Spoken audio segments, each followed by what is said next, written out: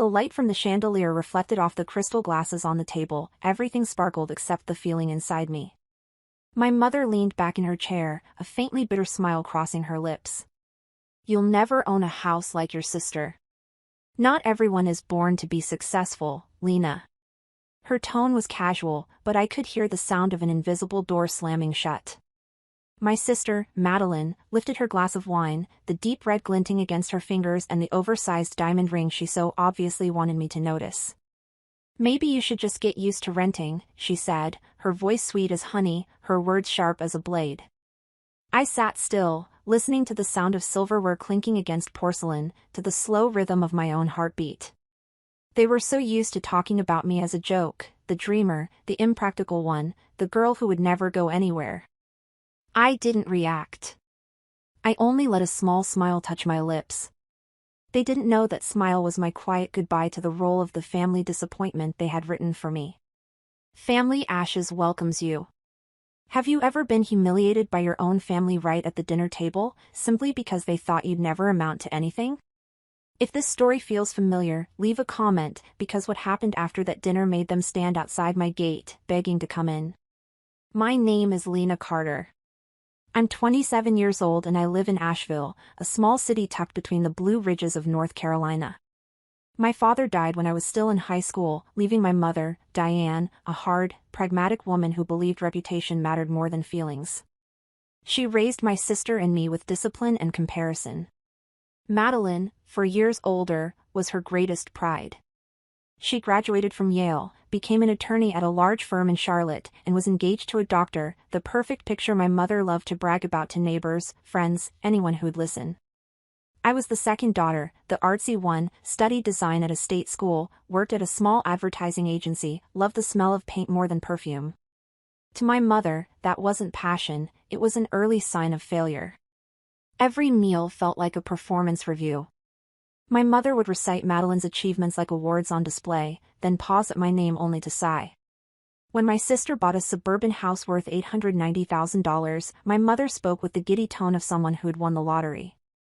When I told her I'd signed a lease for a 700-square-foot apartment downtown, she just shook her head, disappointment etched into every line on her face.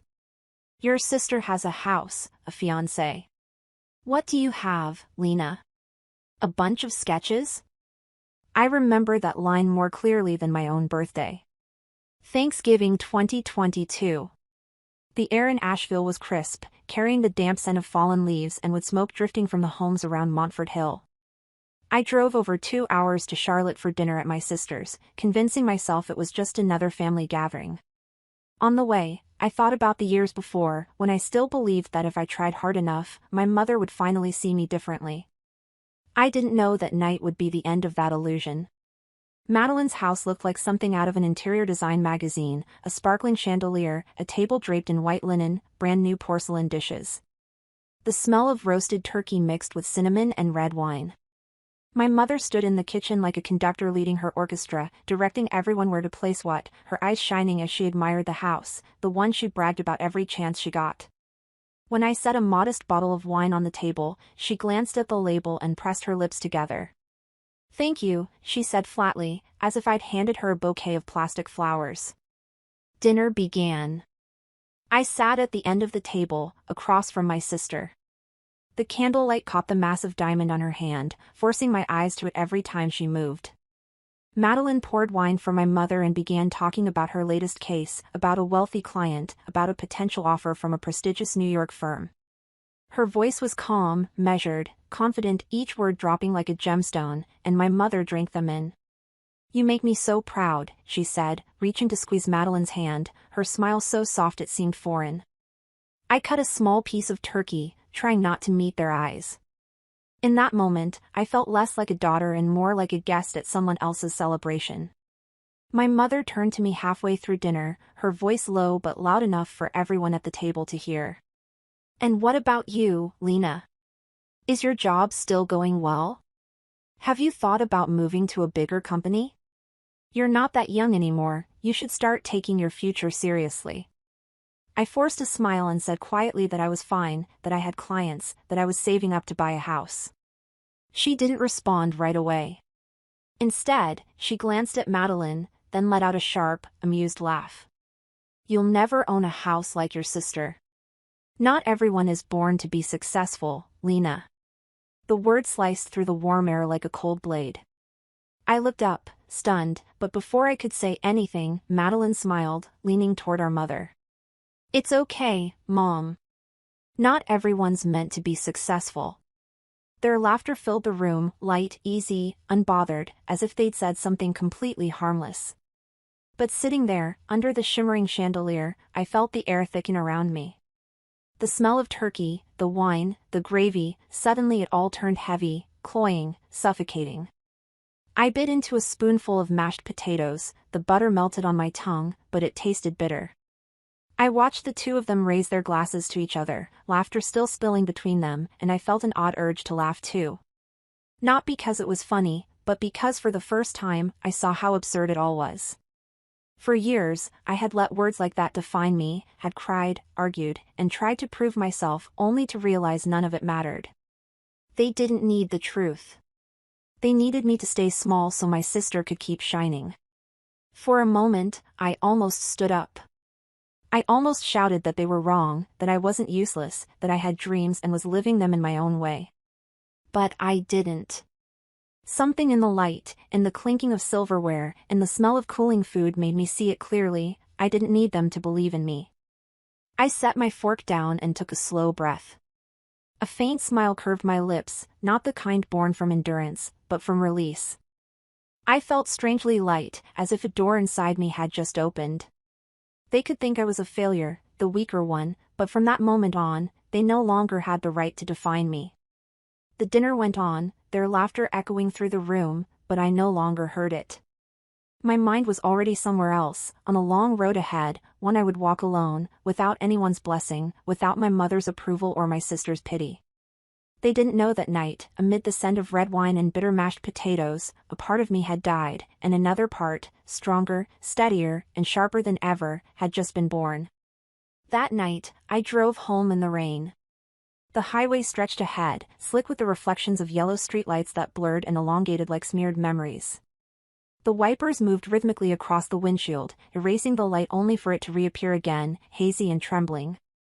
I don't remember when I started crying. Maybe it was right after I left the table, or maybe it was when the car door shut, sealing me off from their voices. I didn't try to stop the tears. They mixed with the rain, forming a steady, quiet rhythm, like a heartbeat trying to stay calm. I'd had plenty of bad dinners before, but never one that erased me so completely. When I finally got back to my small apartment, I didn't turn on the lights. The glow from the street outside filtered faintly through the curtains, enough to show my shadow on the wall. I dropped my bag onto the couch and sank down, burying my face in my hands. For a long moment, I wasn't angry, not even hurt. I was just empty. So empty that if someone had asked me what I wanted, I wouldn't have known what to say. Eventually, I stood up and walked to my desk. My laptop was still open, its screen casting a soft light across the room, waiting for me. I clicked on the folder I always avoided, the one labeled Side Projects. Inside were dozens of logos, website designs, brand identities I'd created late at night, on weekends, during sleepless stretches. Small freelance jobs worth a few $100s each, but every file carried something real, passion, care, and a kind of freedom my agency job had never given me. I scrolled through each file, each line, each color I'd chosen, and suddenly caught myself wondering, what if this wasn't just side work? What if this was the path I'd been too afraid to take? The thought came out as lightly as a breath, but it echoed in my head for hours. I didn't sleep. I just sat there, staring at the screen, until the first light of morning slipped through the crack in the curtains. In that moment, I knew I couldn't go back. I was done proving my worth by following a path drawn by someone else. It was time to draw my own. A week later, I filed the paperwork to start my own company, Carter Studio LLC. I built the website myself, wrote every line of introduction, took my own product photos, chose the fonts and background colors. I emailed my old clients, announcing that I had opened an independent studio, along with a new rate sheet that was double what I used to charge. I expected them to walk away, but they didn't. They replied almost immediately, not only agreeing, but congratulating me. That was the moment I realized that for years, the only person who hadn't believed in me was me. 3 months later, my bank account showed twice my old salary. I worked day and night, not out of fear of failure, but because, for the first time in my life, I had a reason to keep going.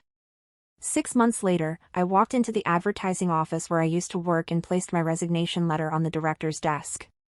My hand trembled as I signed, but not from fear, from exhilaration. I walked out of that building, lifted my head toward the bright June sky over Asheville, and felt the sunlight pierce straight through the clouds. One clear, decisive thought rang in my mind: from today on, I'll live my own way, and no one will ever have the right to diminish that again. The first few months after leaving my old job felt like stepping into a completely different world, terrifying and intoxicating all at once. There were no coworkers to chat with over lunch, no meaningless Monday meetings, and no one to blame if a project didn't go right. Every morning, I woke up at 7, brewed a strong cup of coffee, opened my laptop, and sat at my small desk by the window overlooking a quiet street in Asheville. When I used to work for others, I feared loneliness. Now, that same loneliness felt like freedom. No reminders, no judgments, just me and my ideas. Work began to consume me like a rising tide. Some nights, I stayed up until 3 or even 4 in the morning, the blue light from the screen casting ghostly shadows across my face. The coffee cup beside me had long gone cold, leaving faint rings on the wood, but I didn't care. I kept refining every detail of a logo, shifting shades, aligning text until it was perfect. Outside, the city slept. Only the distant hum of a truck on the highway broke the silence. In my 700-square-foot apartment, the lights were still on, small, steady, persistent. I worked relentlessly. Sometimes I asked myself whether it was passion or something deeper, maybe the need to prove, not to them anymore, but to myself. Every morning, I woke up to a to-do list so long it made me sigh, but as soon as I read the first line, something in me stirred to life. I negotiated contracts, wrote emails to clients, learned to manage finances, studied marketing. I became the accountant, the lawyer, the customer service rep, and even the janitor of my own studio. Each role exhausted me, but strangely, I had never felt more alive. One night, I received a message from an old client: "Thank you, Lena. The logo you designed made us look like a real brand. I know you'll go far." I must have read it 10 times, letting the warmth of it spread through my chest. It was just a few simple lines, yet it meant more to me than any compliment my mother had ever given my sister. I opened a new folder on my computer and named it Proof. Every time someone thanked me, every time I finished a project, I saved their messages, screenshots, feedback, not to show off, but to remind myself that I was moving in the right direction. Work kept growing. I eventually hired a part-time assistant, a young design student, shy but full of creativity. I taught her how to talk to clients, how to defend her ideas, how to keep her confidence when someone doubted her. In her wide, uncertain eyes, I saw a reflection of myself a few years earlier, scared, unsure, but still daring to move forward. I didn't tell my mother or my sister anything. I didn't send them photos of my new workspace, didn't show them my clients, didn't brag about the first contracts I signed on my own. I knew they'd only find ways to diminish it, or worse, pretend to care for a moment and then change the subject. I didn't need them anymore. I didn't need their praise or their approval. Their silence, which used to crush me, had become space, room for me to breathe. So I worked, day after day, night after night, as if rebuilding a completely new version of myself, stronger, sharper, and more certain of what I wanted. Sometimes, when my eyes ached from staring at the screen, I leaned back in my chair and looked out the window. Across the street, the light from a late-night cafe still spilled onto the old brick wall. I listened to the wind swirling outside, carrying the damp scent of Appalachian rain. I took a sip of cold coffee, let the bitterness spread over my tongue, and smiled. Bitter, but real, just like the life I was living. Not easy, not glamorous, but mine.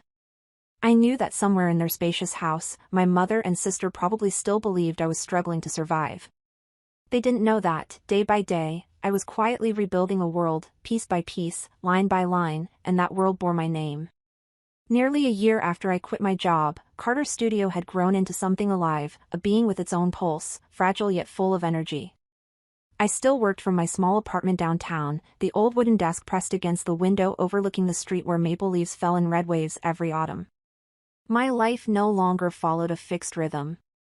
Some days I worked until exhaustion, some nights I lay awake listening to the rain, filled with a strange kind of energy, the kind that comes from finally living as yourself. I used to think I was only capable of small projects, until one February morning, as I was making coffee, my phone buzzed with an email titled Proposal Request, Denver Branding Project. I read the first line over and over, thinking I must have misread it. The sender was Thomas Reed, the founder of a startup in Denver. They were looking for a designer to build the brand identity for a new health tech project. He said he'd stumbled upon my portfolio online and was drawn to the subtle detail and emotion behind each design. I still remember the feeling, part disbelief, part nervousness, part wild excitement. I sat at my desk for 3 hours, drafting a proposal, typing and deleting, then typing again. Finally, I wrote the number that felt almost insane to me, $120,000. I took a deep breath, hit send, and told myself that even if they said no, at least I dared to believe I was worth it. 3 days later, Thomas called. His voice was calm and steady, the kind of voice that belonged to someone who'd already seen a lot of life. He said only one sentence before my heart nearly stopped, "Lena, we agree to your rate. Can you start next week?" I held the phone in silence, unable to speak. Outside, the rain fell softly against the roof, and I felt tears roll down my face. Not because of the money, but because, for the first time in my life, someone trusted my ability without demanding proof.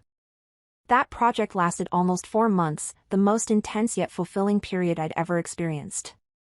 Every day, I met with the Denver team over Zoom, discussing details from color palettes to typography. I was the creative lead, and everyone listened. They called me creative director, no one asked where I went to school, or who I worked for before. All that mattered was that my ideas worked. And that's when I realized, in the world out there, my worth wasn't tied to the Carter name or whether I resembled my sister. It was defined by what I could do, by the results I created. When the project was done and the payment landed in my account, I stared at the number, stunned yet calm. There was no rush of euphoria, no trembling hands, just a deep, quiet certainty that I was on the right path. I printed the contract, framed it, and hung it on the wall. The next day, I did something I'd only dared to dream about for years. I started looking for a house. I drove through the hills around Asheville, down streets shaded by centuries-old oak trees. Then I saw it, the Victorian house I'd admired countless times in a local magazine, perched at the end of a small slope in Montford. The paint was faded, the wooden balcony chipped, but to me, it was breathtaking. Every detail told a story, the round windows, the red-tiled roof, the gracefully curved doorway. I parked the car, staring at the for sale sign by the gate, my heart pounding like a knock at fate's door. A week later, I signed the contract to buy that house for $1.1 million, entirely with money I had earned myself. I didn't take out a loan, didn't need a guarantor, didn't ask for anyone's permission. When the pen touched the paper, I felt as though I had closed one chapter of my life and opened another, one where I was no longer the daughter who wasn't good enough. Standing before the house, my hand resting on the cold railing, the afternoon sun slanted across the wood, and for the first time in my life, I felt like I truly belonged somewhere. In the months that followed, I spent nearly all my free time restoring the house. I chose every wall color, sanded the floors myself, and planted lavender pots along the porch. The upstairs room became my studio, bathed in morning light streaming through the arched window, shining across my desk scattered with half-finished sketches. I turned the attic into a reading nook, a quiet corner for just me, a small lamp, and the sound of rain tapping the roof. The kitchen was small, but it was where I cooked every evening, where the smell of spices lingered long after dinner, filling the house with a soul of its own. I didn't tell my mother or my sister. Not because I wanted to hide it, but because I wanted to keep the feeling of it, private, untouched. This house was the reward for years of swallowing my words, smiling through the ache, enduring quietly. It was proof that I could stand on my own without anyone holding me up. I remember one night, after finishing the final coat of paint in my studio, I sat on the floor, back against the wall, the scent of fresh paint thick in the air. The light cast a soft glow on the cream-colored wall, reflecting through the round window that opened to a quiet night sky. I smiled to myself, tears slipping down silently, not from sadness, but from the release of someone who had finally built a home of her own, with her own hands. That house became my sweetest secret.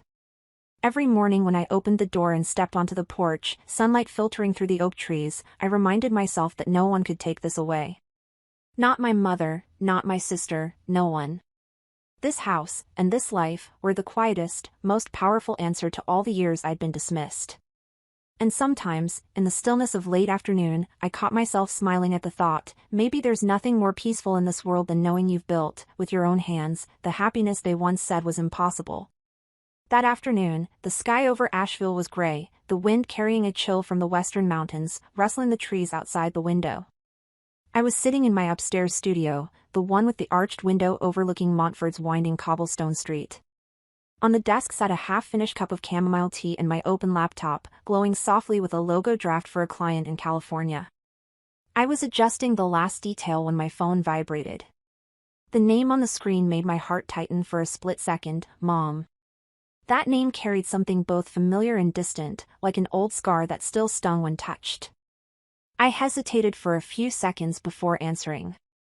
Her voice came through immediately, sharp and cold, without a greeting. Madeline said you've been telling people you bought a house. Is that true? You made that up, didn't you? Each word dropped hard and flat. I was silent for a moment, listening to the ticking of the clock on the wall. Outside, the rain had begun to fall, heavy drops striking the porch railing in a steady rhythm, like the beating of my heart as I tried to stay calm. No, Mom, I said evenly. I bought it.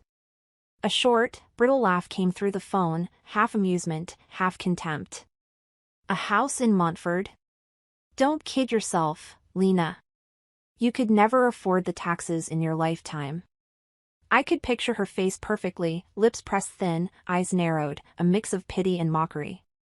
It was an expression I knew all too well. I took a deep breath, eyes on the fogged-up window. I have the papers, I said quietly, but with steel in my voice. Would you like to see them?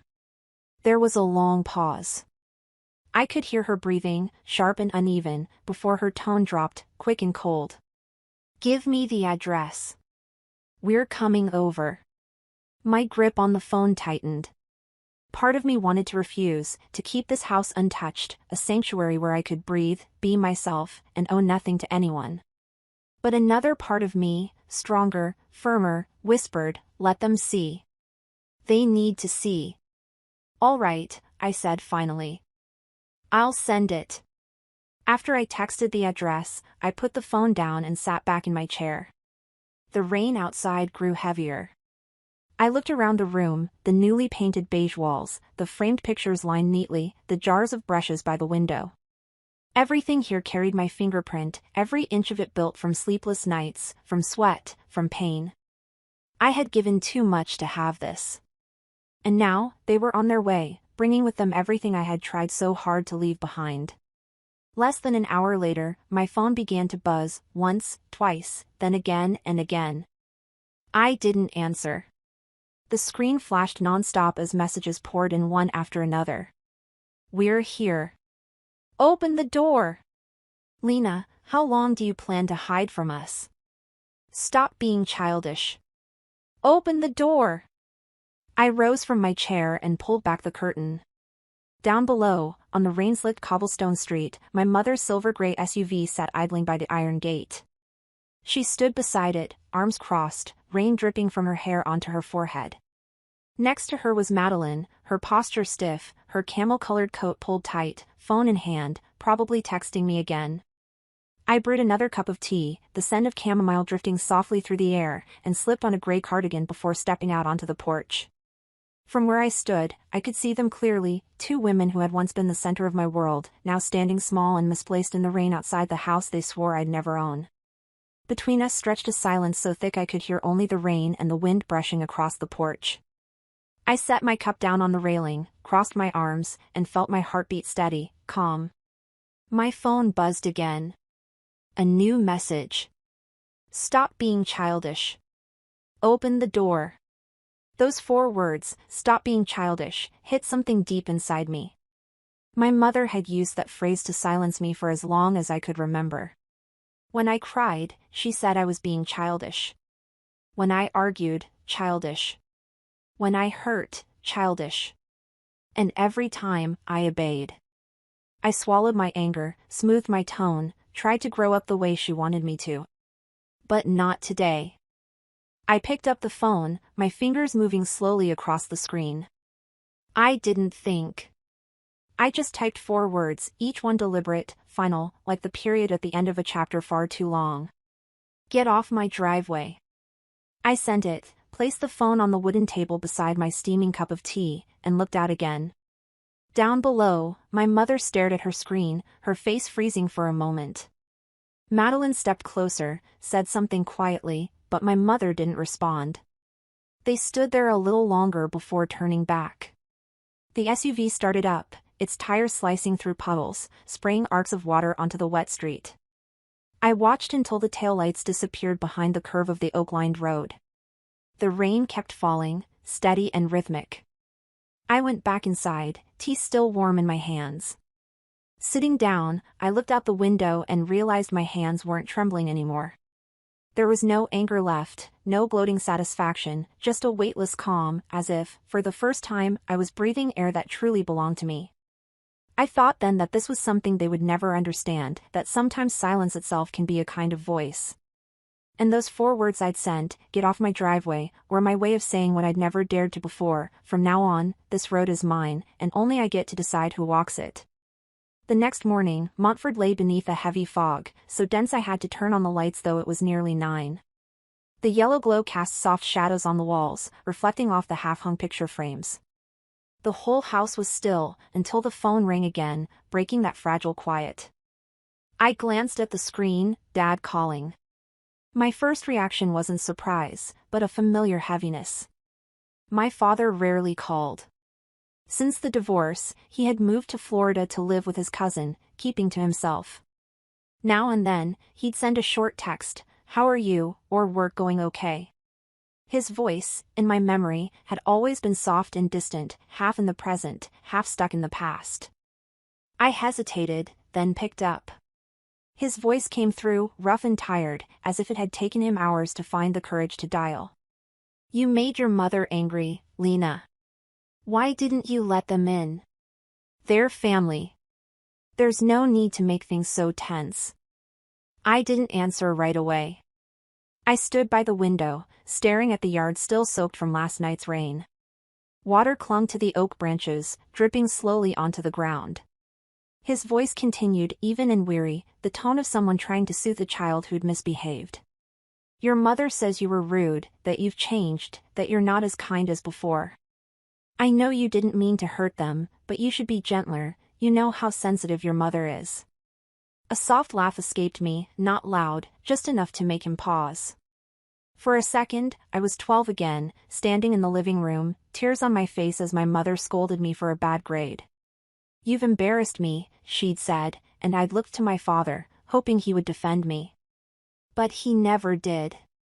He just sat there, silent, eyes lowered, fingers twisting the newspaper until it crumpled in his hands. That silence had followed me all my life, it was the only language he ever truly spoke. "Dad," I said softly, my voice low and steady, "have you ever once told Mom to stop comparing me to Madeline? Or did you just stay quiet to keep the peace?" The other end of the line went silent. All I could hear was his breathing, slow, heavy, as if he were swallowing something down. There was a faint creak of wood. I imagined him sitting on the porch, in the same old chair where he used to drink beer on summer evenings, the place he went to avoid serious conversations. He said nothing. "I'm asking you honestly," I continued, my voice no longer shaking. "All those years, when Mom called me a burden, when she mocked my dreams, when Madeline just stood there saying nothing, did you ever take my side? Did you ever tell her she was wrong? Or did you just sit in silence, letting it happen because you didn't want to fight?" I heard him sigh, a long, weary sound that seemed to scrape against the inside of my chest. "I just wanted everyone to stay calm, Lena.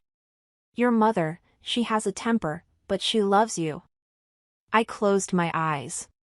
You want peace, I said quietly, but all I've ever wanted was to live.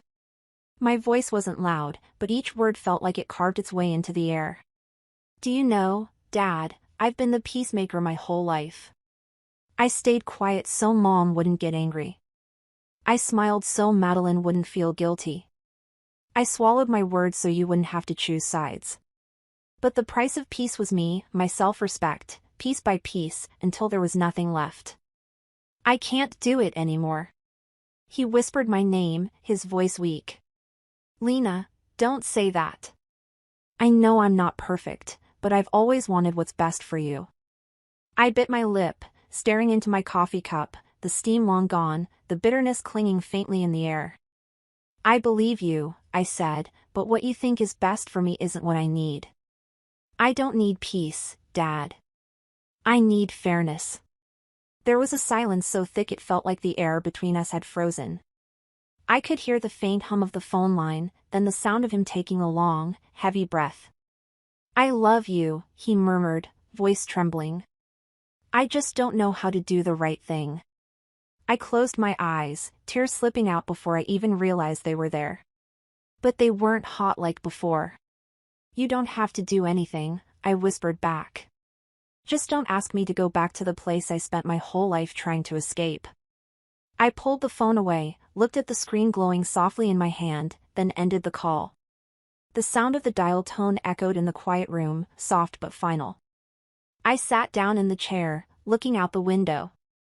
The sky outside was still heavy with mist, but in the middle of all that gray, a faint light was starting to break through, glinting against the glass. I drew in a deep breath and felt as though I'd finally set down a weight I'd been carrying for far too long. No anger. No regret. Just a quiet, spreading peace in my chest, warm and steady. I set down my cup of coffee and whispered to myself, like a promise, from now on, I won't be the keeper of peace. I'll be the keeper of my own peace. Weeks passed after that morning with my father, and the house on Montfort Hill settled back into its quiet rhythm. Every morning, I made my coffee, opened the windows to let the wind drift in, and watched sunlight spill through the oak branches outside. Everything felt wrapped in a fragile calm I'd never known before. No calls, no messages, no old comparisons lingering in my mind. For the first time, I truly believed I had broken free. Then one Saturday morning, as I set my coffee down on my desk, my laptop chimed with a new email. The subject line made me freeze, from Madeline Carter, I'm sorry. I stared at it for a long time, as if by waiting, it might disappear. Curiosity, hesitation, and a faint unease twisted together in my chest. Finally, I clicked. The email was short, no embellishments, no flowery words, but each sentence landed with its own quiet weight. Lena, I'm sorry. I laughed at you because I was jealous. I had everything, except happiness. I thought success meant having it all, but it turns out what I lost was what mattered most, peace. When I saw you living on your own terms, it made me angry, not because you were wrong, but because I wasn't brave enough to do the same. I was wrong, Lena. Truly sorry. I sat still. Outside, the wind stirred the curtain, making it sway gently. For the first time in years, Madeline's voice in my head didn't sound sharp or superior. It trembled.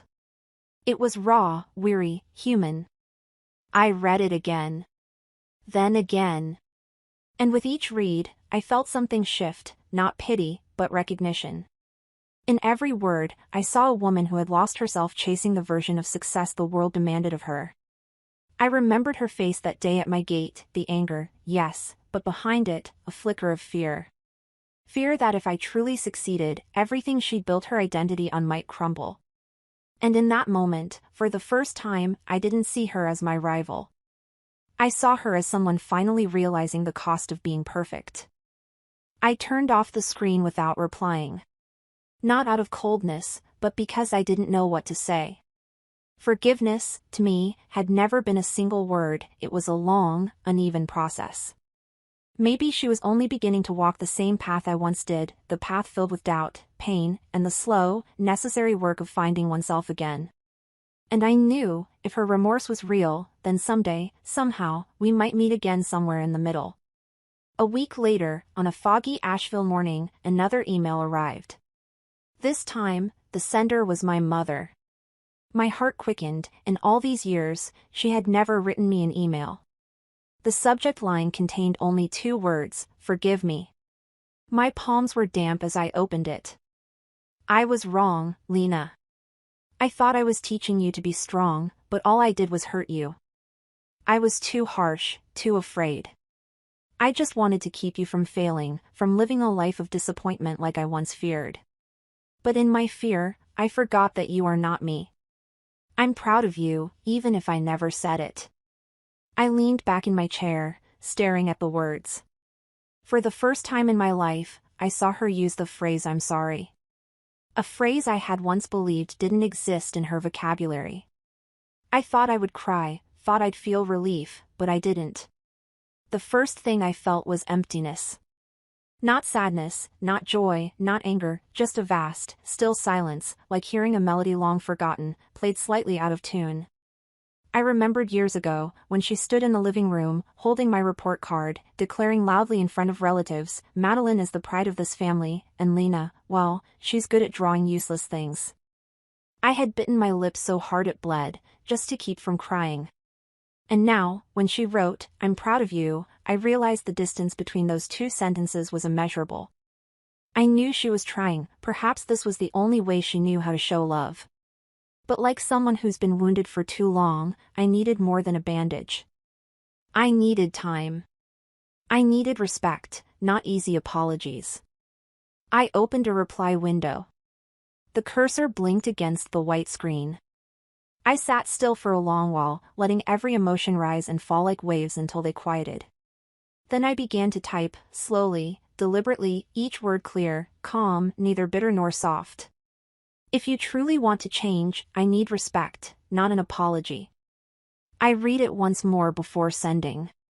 The sentence didn't feel like it was just for her, it was for me too. A quiet affirmation that I no longer needed anyone's approval to know my worth. Then I pressed send. When the small chime sounded, signaling the email had gone through, I closed the laptop and stepped out onto the porch. The afternoon sun washed the hill in gold. Rays of light slipped through the leaves, casting soft patterns across the wooden deck. I leaned against the railing, closed my eyes, and let the wind move through my hair. Some apologies come too late, but that doesn't make them meaningless. They can't rewrite the past, but they can remind you of the simple truth, that peace doesn't come from others, it comes from the moment you finally say enough and stand firm in the life you built yourself. I smiled, for the first time, a true, quiet smile. My mother would always be my mother, and my sister my sister. But this time, I wasn't the same person anymore. I was no longer the daughter desperate to prove her worth through belated apologies. I was simply myself, and that, at last, was enough. 6 months passed after that email, and life began to settle into a gentle rhythm again. Every morning, sunlight streamed through the stained glass window in my studio, painting soft amber patterns on the wall. Carter's studio was thriving, clients came steadily, and I'd hired a few young designers, people I treated with more kindness than anyone had ever shown me. Outside, Montford changed with the seasons, the oak trees turning gold, leaves drifting down to the cobblestone path that led to my gate. Sometimes, in the quiet, I could still hear faint echoes of the past, my mother's laugh, my sister's mockery, the frantic beating of my own heart in those nights I tried too hard to prove something. But now, those sounds felt distant, like a radio left on in another room. One June morning, as I was tidying my desk, my phone buzzed. A message from Madeline, "Are you free? I'm in Asheville. Coffee?" I stared at the short line for a long time, as if searching for a hidden meaning between the words. I wasn't afraid anymore, but hesitation still lingered, like an old scar that hadn't completely faded. Still, I knew I couldn't keep running forever. "Okay," I typed back. "You pick the place." We met at a small cafe on Haywood Street, a place I often went to on quiet weekends. When I arrived, Madeline was already there, sitting at a corner table by the window. The waitress handed me a cappuccino, and I thanked her before taking the seat across from my sister. In the soft morning light, I noticed she no longer looked like the perfect woman my mother once idolized. Her hair was loosely tied, her face thinner, faint dark circles beneath her eyes. Yet, in that weariness, there was something softer, more real. "You look different," she said quietly, her voice slower, gentler. I smiled. "Different good or different bad?" She shook her head slightly, her gaze lowering before meeting mine again. "Different in a way that makes me feel guilty." The words hit me harder than I expected, but I only took a sip of coffee, letting the bitterness anchor me in place. We talked about small things, my work, new clients, her house in Charlotte, the fact that she was considering a divorce. I listened, without judgment, without interruption. At one point, she laughed, a genuine laugh, brief and unguarded, then fell silent, twirling the silver spoon between her fingers. "I used to think you were weak," she admitted softly, "but it turns out you just needed the right reason to be strong." I looked at her then and saw, for the first time, not the look of someone victorious but of someone who had finally realized that true victory isn't being the favorite daughter, it's learning to forgive yourself. When we said goodbye, she hugged me. It was awkward, hesitant, but not fake. I felt her shoulders tremble slightly, as if her pride was fighting with something more vulnerable inside her. I didn't say anything, just patted her back, a small gesture, but one that meant everything. Some relationships can never go back to what they were, but they can begin again, rebuilt from the fragments, if both sides learn to listen instead of judge. With my mother, things changed more slowly, more carefully. After that email, she didn't call or show up at my door. 3 months later, on my birthday, I received a card in the mail. The envelope was slightly smudged, the front showed a bouquet of sunflowers, and there was a faint spot of glue on the corner as if she'd sealed it twice. Inside, her familiar handwriting trembled across the paper. "I'm still learning to say kind things. Wishing you peace." Nothing more. No explanations, no promises. I read it several times before setting it on the bookshelf beside a framed photo of me holding the keys to my first home. Small as it was, that card felt like proof that she was changing, slowly, but truly. I later heard she had started therapy. A neighbor from my old street messaged to say she seemed calmer now, softer somehow, spending most evenings on her porch reading. Occasionally, she'd send me short texts, "I'm trying to grow roses." Or "I didn't argue with anyone today." Or "I'm trying, Lena." I read every one of them, not to reply, but to keep, like tiny pieces of evidence that people can change if they have enough time and courage to face themselves. I haven't forgotten the past, but I don't live trapped inside it anymore. I still keep a distance, not out of fear of being hurt, but because I finally understand how fragile peace can be. It needs protecting. I don't fling the door wide open, but I don't close it entirely either. I leave it just slightly ajar, enough for light to come through, but not enough for the wind to sweep everything away. One evening, as I sat on the porch, the moonlight spilling over the blooming lavender in the garden, my phone buzzed with a message from my mother, "I love you, in the only way I know how." I stared at the words for a long time, then smiled. Maybe she still didn't know how to say it right, but at least she was trying. And sometimes, even clumsy effort can be a form of love. I sat there for a long while, listening to the crickets, watching the moonlight trace pale ribbons across the cobblestone path. That was when I realized, forgiveness doesn't mean returning, and it certainly doesn't mean forgetting. Forgiveness is when you can look toward the people who once hurt you and see the wound without feeling it bleed anymore. It's still there, but it no longer owns you. I've learned that forgiveness doesn't mean allowing someone to repeat what they did.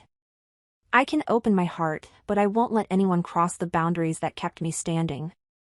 I can smile, I can talk, I can even share a table with them someday, but I'll never again be the daughter who bowed her head to survive. That night, I quietly closed the porch door. The moonlight still glowed against the round window upstairs, the same window where I once sat sketching my first designs. I looked up at it and felt an unfamiliar calm settle in my chest. Not because every wound had healed, but because I knew I was strong enough not to fear reopening them anymore.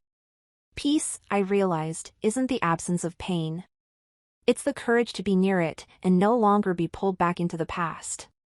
On my 28th birthday, I sat in my upstairs studio, where the morning light streamed through the stained glass window, scattering red and gold patterns across the desk. On the wall still hung the very first design I'd ever created for Carter Studio, the paper slightly curled at the edges, but I never wanted to replace it. Outside, the wind stirred the curtains gently, and the scent of coffee filled the room.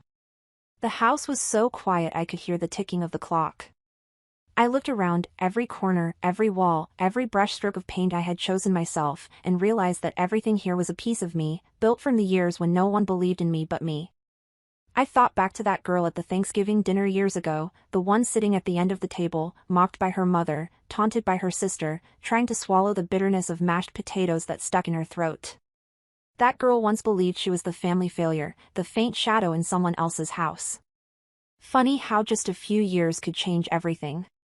Now she had her own home, a company bearing her name, employees who trusted her, and a kind of peace that no one could take away. She no longer needed anyone's proof, or anyone's approval. I used to think success meant making them apologize, making them admit they were wrong. But sitting here now, in the calm of this morning, I realized that real victory doesn't need an audience. It only needs one witness, me. I don't need them to say I was right. I only need to know one thing: I'm not small anymore.